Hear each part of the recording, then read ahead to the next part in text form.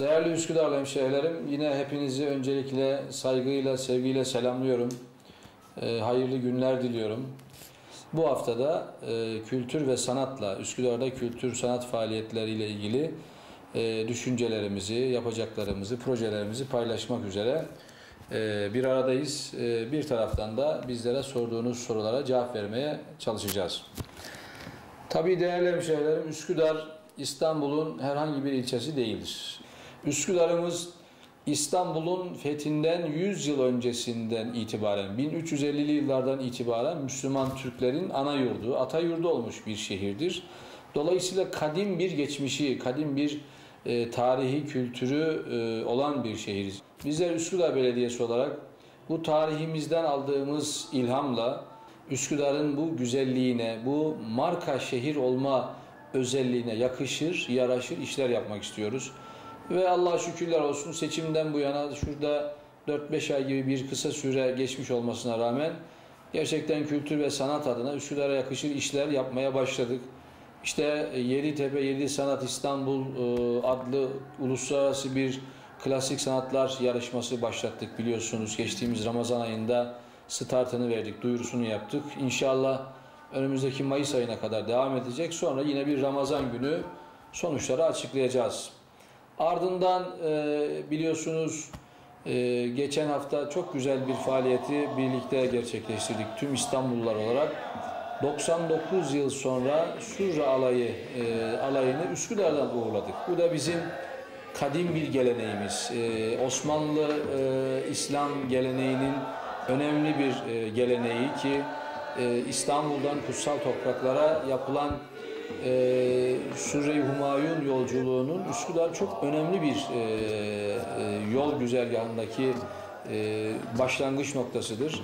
Üsküdar'a bu Sürre alayını yolculuğunu gerçekleştirdiğimiz faaliyet gerçekten çok yakıştı. Çok olumlu tepkiler aldık sizlerden. Bunlardan da bizler aldığımız enerjilerle inşallah çok daha yeni, çok daha gün yüzüne çıkmamış, adı duyulmamış projeleri sizlerle birlikte gerçekleştireceğiz. Bizlere sorduğunuz sorulardan da anlaşılıyor ki gerçekten bir Üsküdarlı'ya yakışacak beklentiler içerisindesiniz. İnşallah bu dönem kültür merkezlerimiz dolu dolu yaşayacak, dolu dolu programlar icra edeceğiz.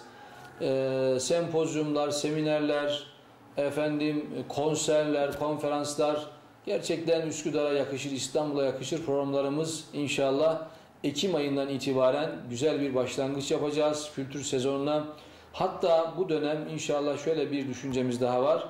Bazı mahallelerimizde hemşehri derneklerinin merkezlerinde de programlar yapacağız. Bizzat o derneğin merkezinde, lokalinde orada bir seminer, orada bir konferans, orada bir konser, o yörenin, o bölge halkının benimseyeceği, onların ilgi alanına giren konularda bir takım organizasyonlarımız olacak.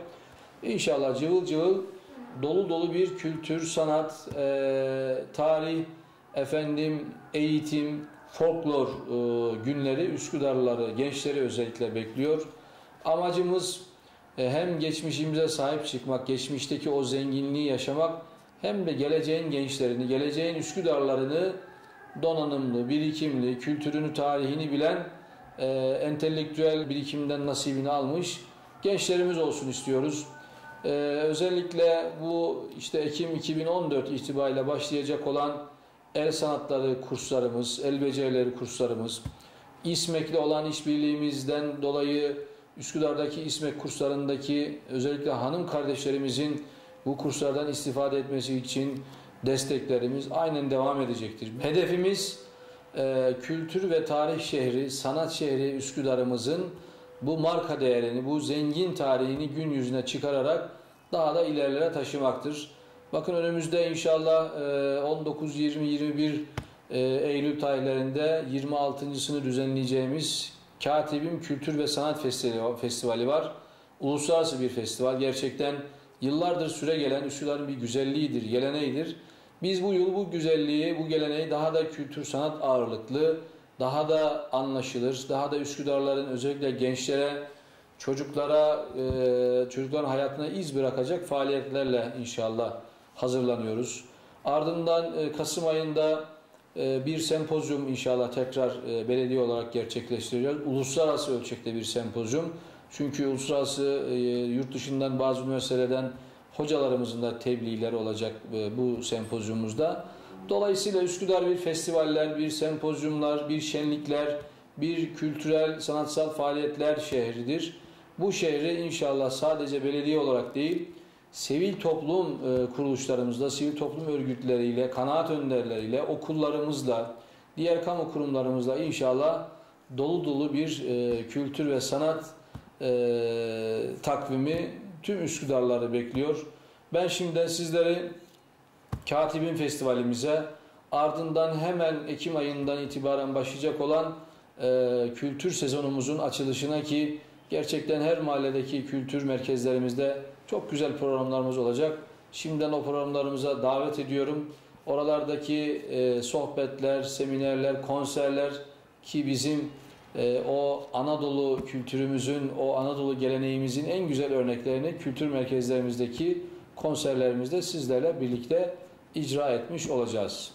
Bu duygu ve düşüncelerle bir tarih ve kültür şehri Üsküdar'ımızda daha nice yıllara sizlerle birlikte sağlık, başarı ve mutluluk dolu günlerde buluşmak dileğiyle hepinizi tekrar saygıyla selamlıyorum.